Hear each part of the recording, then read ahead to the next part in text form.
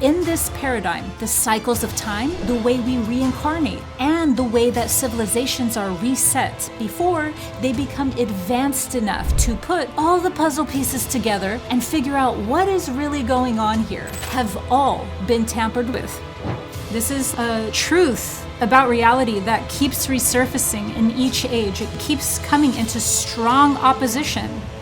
Humanity periodically goes through resets here on Earth, where we're meant to pick up from where past, lost civilizations left off and try to piece together all of the clues to figure out exactly what the truth of this human experience is and the truth of what our reality truly is. Kind of like one giant escape room. So today I'm going to be going over the different paradigms that we can perceive our reality through from its ontological and cosmological roots, so that we can look at these different paradigms, the way that they're structured, and then see where we most align with for our own development, our own goals, and our own evolution. The reason why the concept of a reset is so important is because of its implications. If we believe in a specific paradigm, and therefore we see the reset through that paradigm, it will imply specific things. And those implications will create a chain reaction, meaning that if one thing is implied, then the next thing means that, then the next thing means that, and the next thing. So it's really important for us to first orient ourselves with exactly what paradigm we're viewing this structure of this reality through. And that starts first with understanding what ontology is and what cosmology is, and then what their relationship is. So the first thing is what is ontology? Ontology is the study of reality itself. We can look at this as what we're thinking of when we say who, what, when, where, why, how. That's kind of like what the journalists ask. Journalism has to ask those questions. Who, where, what, when, why, how.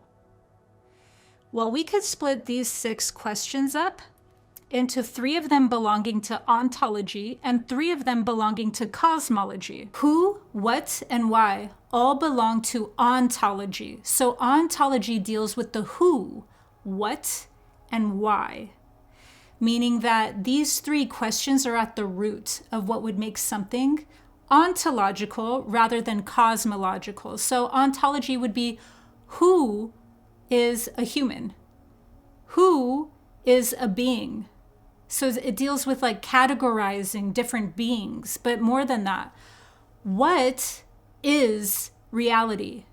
And then not just this reality, what is reality beyond this reality and the next reality? And how do all of these realities interact with one another? What is their relationship with one another? So ontology deals with the nature of reality. What is the nature of reality? Who is a part of this nature of reality? Who is creating this reality? And then why? So the why is a question that belongs to ontology, not cosmology. Ontology is before cosmology. So the why then creates the how. So ontology creates now a cosmology. If ontology is why does reality exist, then now it goes into how it exists. So cosmology deals with formation of the universe, how it was formed, but also how it evolves, how humans evolve, how the constellations evolve, how this entire universe evolves.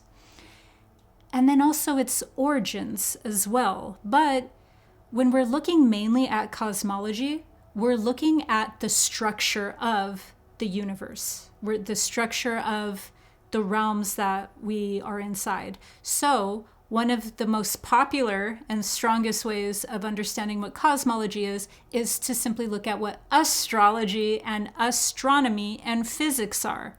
All of those have to do exactly with cosmology because those are how. So if ontology deals with who, why, and what, then cosmology would be the when, where, and how. So it would be, how are things formed? How do they come into formation? How do they evolve? How do they develop? How does astrology help Earth? What is that relationship? All of that would be cosmology. Why this is important is because whether we know it or not, we are always aligning with specific origin stories, meaning how humans came to be here in our condition, where our destination is, what the purpose is. We are purpose-driven creatures, and not because we're too large for our nervous system and it's an accident. That's not why. That's a materialistic viewpoint of something that we can't understand. So then we just go and we look at it very narrow and materialistic. There is definitely metaphysical and spiritual purposes in place, whether a person believes that those purposes are nefarious or benevolent.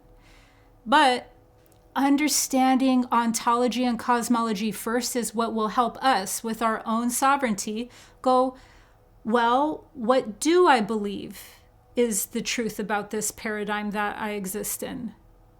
And we're always doing that, whether we admit it or not, or whether we're aware of it or not. So those origin roots are super important for us to understand, because what that's going to do is help us really become coherent and congruent with what we believe. So understanding ontology and cosmology is going to help us clear up any cognitive dissonance we have, where we might believe one puzzle piece over here, but it doesn't really fit with this other thing we believe. And the tension of trying to make them fit doesn't work. And so we end up just becoming very fragmented. So what this implies is that at any point when you're learning about a spiritual system or whatever it is, at any point in its cosmology or its ontology, if you don't agree with that point, then you're going to have all of the rest of that chain effects be off. And once again, we might just deal with that inner tension through cognitive dissonance, split that off, But that's what makes it very hard for a being to fully come into all of their coherency, is if they have too many different schisms, too many puzzle pieces in these different places. And so it causes a lot of inner tension, it causes a lot of inner confusion, and it takes a person out of their spiritual sovereignty. So what's important is to understand that whatever system you're learning will have paradoxes, it will have confusing points that need to be reconciled. However, if you are seeing a very defining thing inside that system and its ontology, the how, what, why, where, when, how, in all of the cosmology and ontology, if at any point there's something that is glaringly, very obviously something that you do not resonate with, or something that's a huge red flag, then that means that all of the rest of the math is going to need to come into question about that spiritual system. The reason being is because some pillars of a belief system or a tradition or a spiritual system, some of the beliefs are pillars. And what I mean by a pillar is that the rest of the system will fall apart. It won't even make sense if that pillar of it gets pushed over. So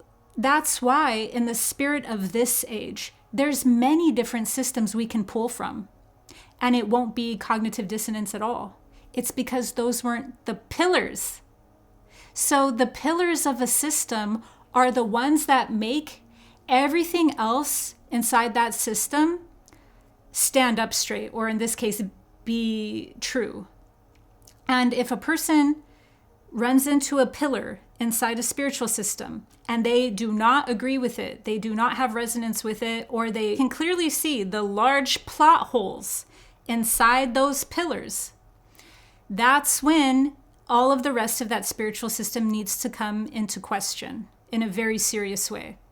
Whereas if it's not a pillar, if it's not something that everything else inside that spiritual system is contingent on, then that's something where we can pull inspiration from these different puzzle pieces and use it for our own spiritual journey, for what we're forming inside our own belief systems. So I want to make that distinction because that's very important. There's many things that are pillars inside a spiritual system that will go unnoticed. So I'm going to give you a very strong example of what I mean by like a pillar in a system. So let's say one of the pillars of a spiritual system that all of the rest of the story, cosmology, and ontology relies on and makes it a pillar is that Jesus Christ died on the cross and was crucified.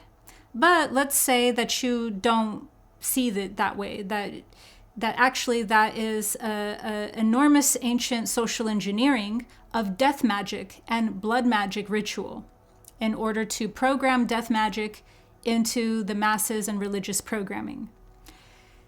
Then what you would have to do is examine, not necessarily give up everything, that would be up to you, but examine the fact that that is a pillar of that spiritual system and that everything else relies, all of the story and narrative and cosmology created from that relies on this pillar.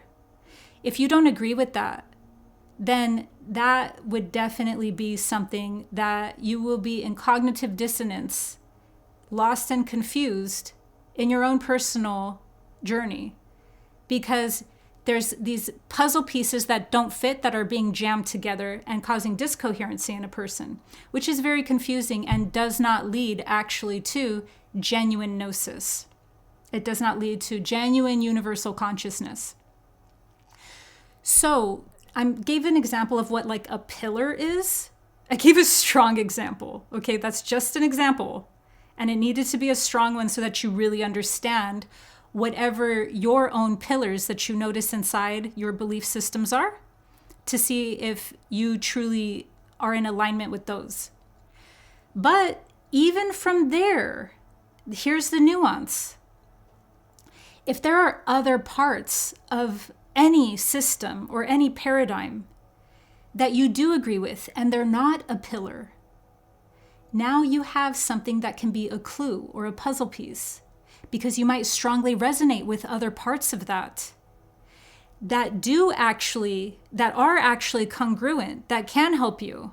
So it's not necessarily about approaching everything from a very staunch and rigid perspective. It's about understanding the things inside a system that need you to believe in it in order for everything else to make sense. And that will quickly help you go, oh yeah, then I don't believe that system. But with spiritual maturity comes that ability to go, okay, however, there might be some organic truth here with this puzzle piece or this or that. And that's what the spirit of this age is asking of us. The spirit of this age specifically is not about going to one single tradition and following it all the way through verbatim, almost like you're regurgitating something. Many of us have had past lives where we've really mastered that. Instead, the spirit of this age is asking for a very defined assignment, and that is actually to look at this whole reality through a way of each tradition or each system having a very valuable and a very positive truth to it that you can help shape together for yourself. This is what will build discernment, and discernment is what's going to bring clarity. And from that clarity, now you have stronger spiritual sovereignty. And these are all very important because they don't just help you on the physical plane. All of these carry over and literally build your light body so that you're also on the vertical axis or the spiritual plane. So the first paradigm that we are going to start off deconstructing today is the one that I would say is the most tried and true, or the most accepted, at least in mysticism. And that would be that this experience, this reality, the human experience, is all organic. It's 100% organic. All of its challenges, all of its trials and tribulations, all of that is organic. And it's even laid out over a timeline called the Yuga cycles. So the Yuga cycles are broken up into 4 distinct phases of consciousness. So they don't take place on the same level of reality. They don't take place at the same level of density. So the next Yuga cycle will take place and the body will be at a different level of consciousness. It will not be in the 3D, third density. Okay, so if we're in the 3rd dimension, 3rd density, many of us are, but actually many of us are in the 4th density right now and we don't even know it. But let's say that we're in the 3rd density, 3rd dimension consciousness. The higher Yuga cycles do not take place there. They can meet at a certain point, intersect, like with the Dwapara Yuga, but not all of them can even interact inside the same time space, because that's how different the levels of consciousness become. The Yugas are also known as epochs. At the end of each epoch, there are huge periods of transformation and deterioration to Earth's atmosphere that cause catastrophic events like deluges, earthquakes, and cosmic events bombarding Earth's environment. These events are what we call a reset because of their total and complete finality that wipes out past civilizations, their knowledge, and Earth's geography, resetting the world back to square one to prepare for the next stage of consciousness. This concept is also the backdrop to Theosophy's root races. So, in this paradigm, human consciousness is in sync with the Yuga cycles. We are driven by their energies, their story arcs, and we either evolve with them or perish. The 4 distinct cycles within the Yuga cycles are the Kali Yuga. Many of us know the Kali Yuga. The Kali Yuga is what would be considered the Dark Ages. So it is when humanity is the most ignorant. And then if we look at reality as being completely organic, now we see like, oh, okay, maybe this reality just looks super evil because ignorance is within and without. That everything has devolved and gone into unconsciousness, and therefore that creates actions that are defined as evil. So that would be the Dark Ages, and that would be known as the Kali Yuga. It's where we're most separate, so it's separate consciousness. When we talk about fear or separation consciousness, we're talking mainly about the Kali Yuga. And then we go to the Dwapara Yuga. The Dwapara Yuga is where there is a lot of healing that takes place, which then at that point creates a higher level of consciousness. And then there's even defining attributes of the Dwapara Yuga.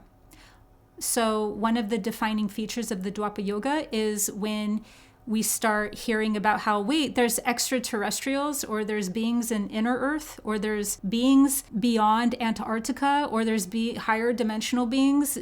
All of those different types of things where it's non-human intelligence now interfacing or interacting within this realm.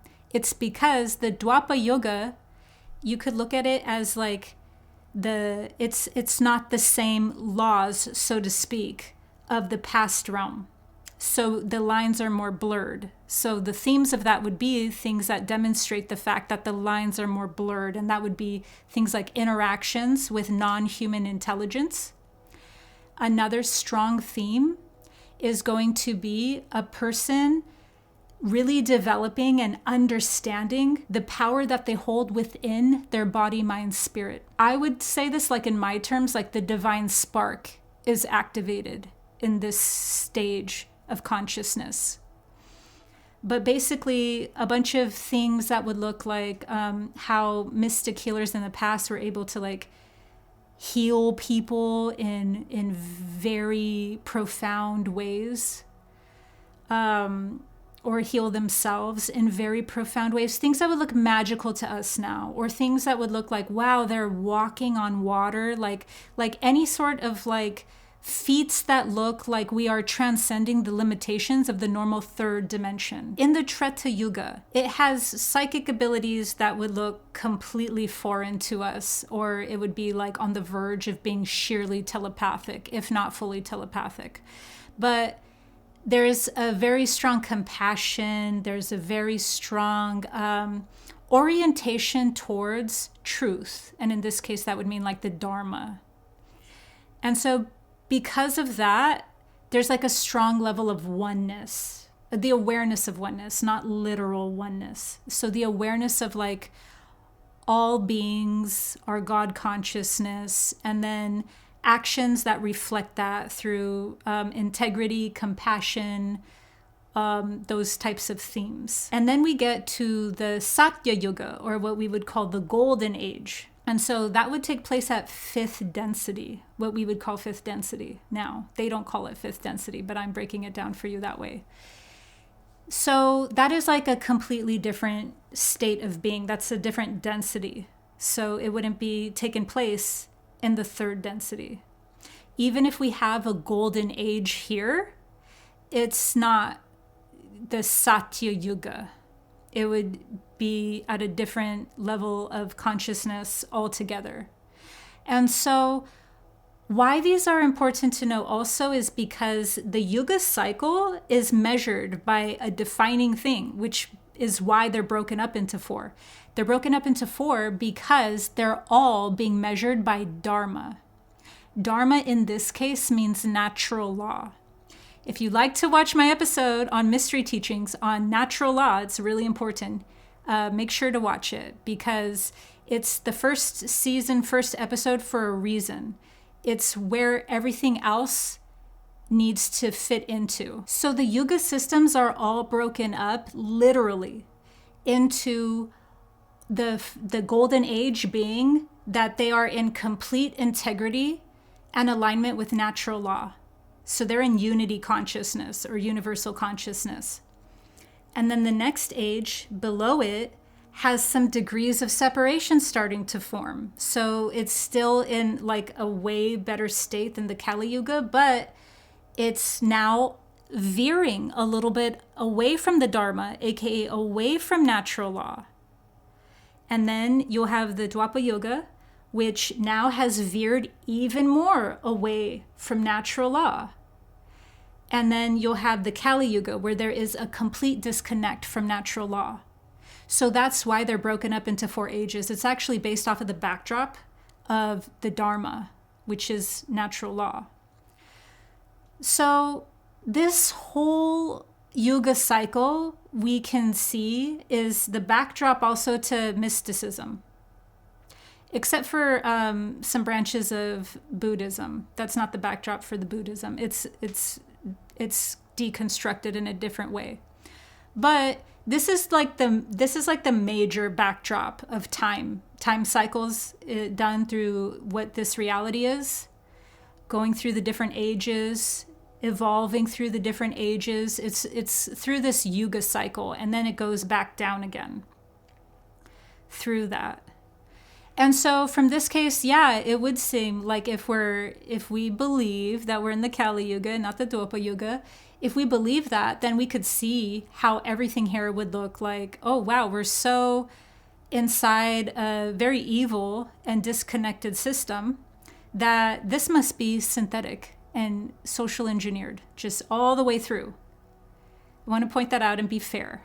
Okay, so the next section, the next paradigm we're going to explore the ontological origin stories of reality through is going to be the opposite of that. It's going to be like a massive timeline got broken. A massive breaking of reality happened. And now things have become inverted. Things have become so inverted that even, let's say, like the physics which guide this time space has become inverted. Now, one thing that I didn't mention earlier is that cosmology also deals with laws. Okay, so if you're thinking of like laws of reality or principles that govern a space-time and create, kind of like the law of rhythm or the law of mentalism, any laws, that's cosmology. because cosmology is about forming something and laws are how you form something. There's different laws within different dimensions. So in this next paradigm, we could call it like a Neo-Gnostic paradigm. In this paradigm, physics itself, space-time itself, has become inverted and almost kind of like locked in an overlay, so that what is organic and natural here inside our human experience and even our whole universe is now mixed. It's enmeshed with syntheticness. What does this mean? Well, this means something super Gnostic. In this paradigm, what's really taking place here is that at an ontological level, that created a cosmological level, that there's been synthetic, meaning fake, things that are making it look natural, and those are overlays. So there's overlays, structures, on top of, organic features like the earth or humanity, bodies, the sky, the astral, the etheric. All these organic things in this cosmology are enmeshed on purpose, intentionally, with synthetic overlays that are actually meant to loop us inside not necessarily a reincarnation cycle, the way that a person would probably naturally evolve here, but instead through like a closed loop system. And we see this time and time again. This used to be a very fringe concept that was meant for some cult-like spiritual system, shall I say. And now it's gotten to the point where pockets of different groups that they're not even aware that other people believe this. They're coming to these conclusions through literally physics, literally teams of remote viewers. Blind. They're doing it blind as remote viewing. So all of these different sources, I'm now counting the same core features of this story. They don't even know when they're saying it that I'm like, yeah, I've heard that. Yeah, I know that. I know that story so well. Because they're describing it, and they're describing it from literally their own examinations of reality. So they don't even know that other people have like laid out this landscape. I would say 1, 2, 3, 4, like 6 different sources right now coming from different directions, coming from different angles, are all like strongly building up this storyline. So this has a very strong traction behind it, not just from fringe spiritual circles anymore, or not even just from Neo-Gnosticism.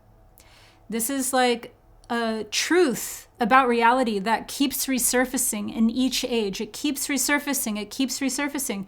It keeps coming into strong opposition. Because if it's true, why wouldn't it? Why wouldn't it come up against the strongest opposition? It's technically inside a giant casino, and the house always wins. So of course you're going to see this cosmology or ontology about an inverted physics, which leads to an inverted time-space. All of this would take place by some sort of beings, not very high beings, but advanced beings, advanced enough to have mastered at least the laws of physics, the laws of advanced reality manipulation. Definitely the laws of technology, or the things that are developing different levels of technology. The Neo-Gnostic paradigm's ontology typically views humanity's resets as intentionally orchestrated by advanced negative beings who have created a synthetic overlay structure in the astral realm, hijacking the organic afterlife process. In this paradigm, the cycles of time, the way we reincarnate, and the way that civilizations are reset before they become advanced enough to put all all the puzzle pieces together and figure out what is really going on here have all been tampered with by fallen angels. But please keep in mind that none of the sources that represent this worldview believe that the human situation is hopeless. In fact, they all stand in agreement on one clear point, that humans are spiritually sovereign and only need to remember this truth to transcend any and all limitations. This Neo-Gnostic storyline is coming from all these different angles. And why? Why? Is humanity that paranoid? Are we that sad? Can we not take a little contrast? Do we go tip over and cry at the very slight level of contrast? No, not at all. But that's what you'll hear people say. You'll hear people ridicule it in very, diminishing ways by making it sound that way. When in reality, actually, what I've seen is the people who can stare reality, stare the abyss, stare the light, stare the dark, stare the gray, all in the face, and face it all, the most, come actually from this group. I'm just going to lay that out there. That's just a fact. That's, from my own personal experience, become a fact where when it comes to the depth of being able to hold what's going on in this reality without cognitive dissonance, I see it the most coming from this group. Do with that what you will. So inverted physics, what would that mean? That can imply that something that was completely organic got hijacked in a certain way or got conquered. That can imply that the spiritual amnesia that we experience here on Earth isn't so organic after all, even though I see that as being highly beneficial for a person's development.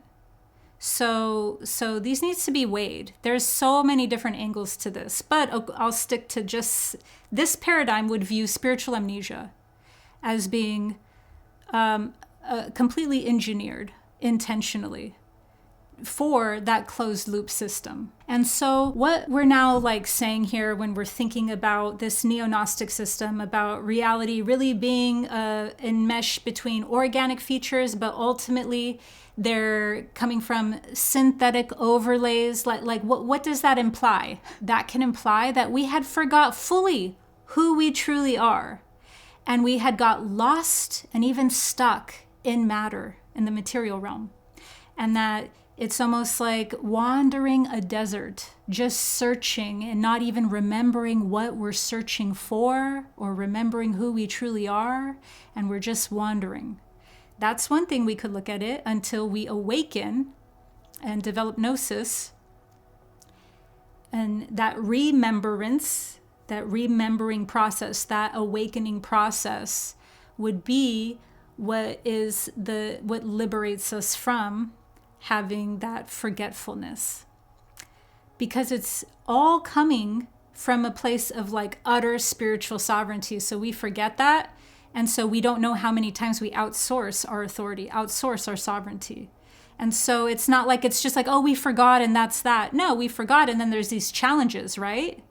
But we might even forget that we had been placed inside a reality where there was these challenges that we were aware of. So then it's, once again, the house wins, because the house is going, hey, this legal contract you said with your own sovereignty meant that I can be your opposer, that I can be your challenges. I'm just doing what I'm doing. So you see here the fine print. This is really important for us to understand in this paradigm if we resonate with it, because that fine print is also your way out. If you just continuously remember that you are spiritually sovereign, you are limitless, you are the divine, then that paired with your integrity, meaning that you are coherent, meaning your words match your actions, match your thoughts. That's a coherent being. That's a transparent being. So your integrity matched with your awakening, your expansion, is what is your saving grace here if you resonate with this paradigm, because it's all based off a fine print that is banking on you to be in spiritual amnesia. So you're always giving your power away and going, oh, I have to do this. Oh, I have to reincarnate again. Oh, I have to. You don't have to do anything. You don't have to do any of that. Once you awaken, all you're doing from there is literally just cleaning up all of your cognitive dissonance. doing the inner work to heal all of the different fragmentations within. And then from that, the within to without, and then being those actions, being that behaviors, being those change from an open and awakened heart. So in this paradigm of the Neo-Gnostic one, it's always based, this is a defining feature of it, on a person being stuck or even trapped inside some form of looping based off of a legality. But there's not the legality. That would be archonic energies. Archonic energies always try to like trick a person through some sort of like spiritual or cosmic legalities. So yeah, that's this paradigm. I know, you guys, I'm keeping it light today. I don't know.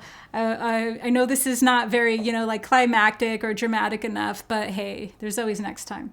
So the next paradigm that we're going to explore is one that comes from very reputable and very strong channeled material. And this paradigm would be that the disconnection that we experienced here on Earth as humans, the reason why we have amnesia, is actually intentional, and it's for our spiritual evolution. It is for our own development.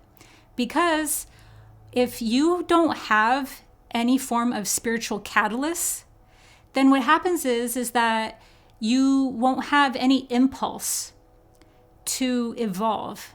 Why? Because what will happen is that stagnation, if there's no like pressure on it, if there's no like catalyst, if there's no friction and contrast, then there would be like, a person could stay inside this dimension forever, kind of like almost like in like a dream state version of it. Not at all like the way that we're experiencing it now.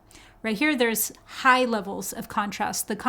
There's contrast so high that there's not contrast this high anywhere else. So that means the contrast between heaven and hell, pleasure and pain, happiness and horror, all of those, the contrast is the most in this realm, in this experience. But in a different version of Earth, before it became this structure, what happened was that humans had no impulse to connect with the divine because they never felt separate. There was no separation. There was kind of like this ability to manifest what you would want, have things easy, all of these different things that are coming from like an effortless place. And that specifically, that structure and logos was shifted. It was changed in order to now have separation. And we all know what separation creates. Separation creates fear. Remember that. There's going to be a quiz at the end. So with fear now being introduced into the human experience, now you have a lot of motivation to evolve. Now you have a lot of inspiration to figure out exactly what reality is, because it's not comfortable anymore.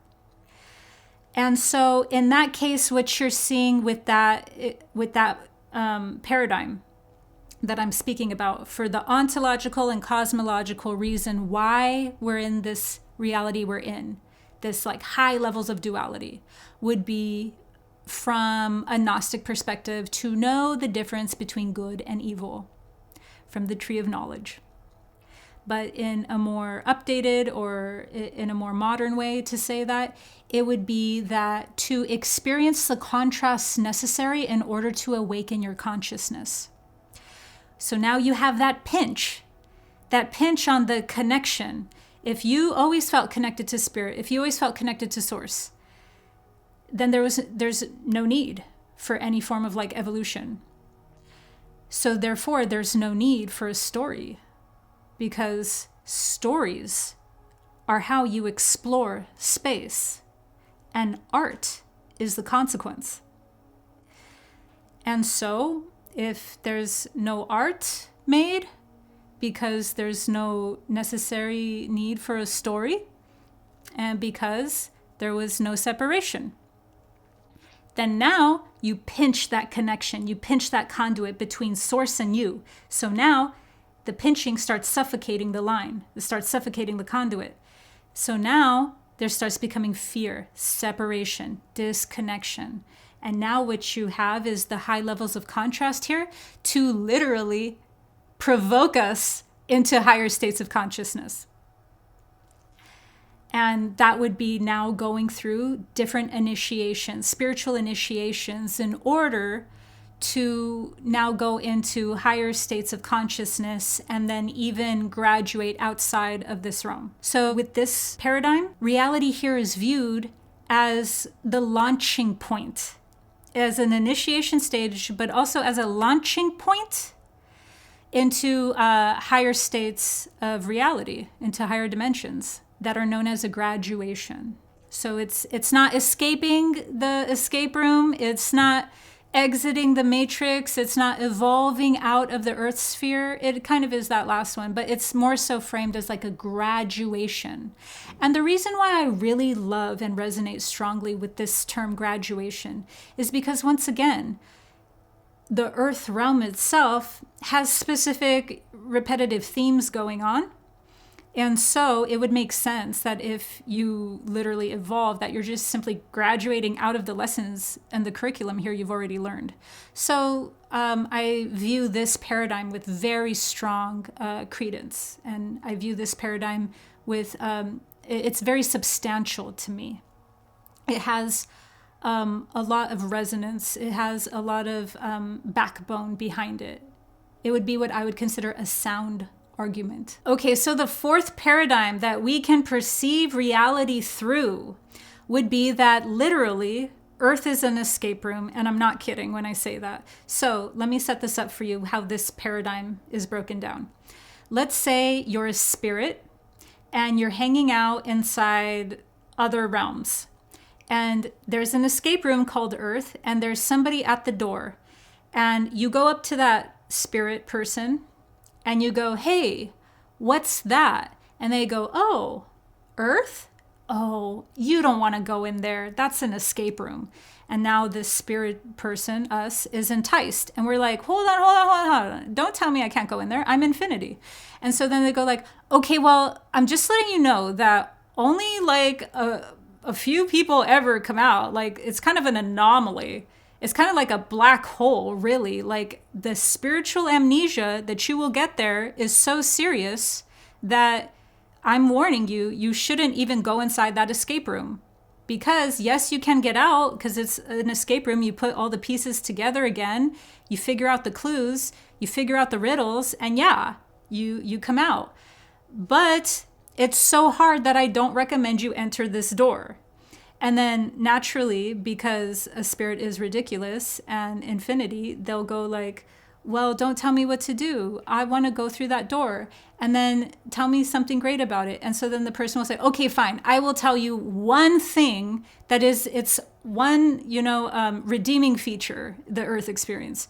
And that is the souls that do come back out.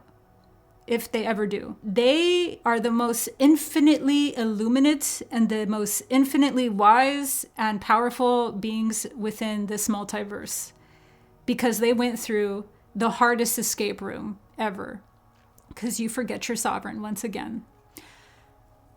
And so then naturally the spirit person being goes like, "Bet." So now we have these four different ways of looking at what this reality is. I am not saying that these are all the ways, okay? I'm going over the four that I feel like have a very strong backbone and have a very good argument and evidence to back them up. So whether you resonate with the Yuga cycles, like most of us, whether you resonate with the Neo-Gnostic stuff, whether you resonate with, the fact that Earth itself was designed specifically to be a duality, a tree of good and evil for our graduation, or whether you believe this could be like the most ultimate escape room, or at least one of the most ultimate escape rooms in the entire multiverse. I find all four of these as being very compelling, very strong arguments for them. And so I would ask you to explore these different paradigms that we covered today and see what are the pillars that you discovered inside each of these paradigms.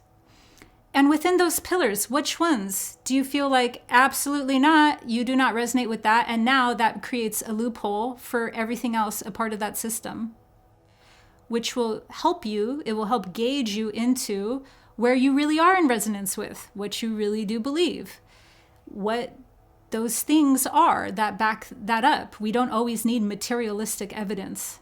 I hardly need any, I really don't. But it is good to always be able to look at everything multidimensionally and holistically so that we're weighing things and we're being able to have our own calibration process. We need to calibrate things even if it's not done through physical measurement calibrations. I don't even mean that when I say the word. But however you think are strong ways that you calibrate information and spiritual knowledge, I recommend that you explore those, because this is all the different ways that this concept of a reset is going to be filtered through. So that when we say this term, it might mean one thing to one person, and it might mean a completely different to another person. And it's a matter of what prism, like looking through a crystal, that we are filtering reality through. I hope this has helped you bet. Make sure to subscribe to my channel for higher dimensional guidance through spiritual awakening. See you next time.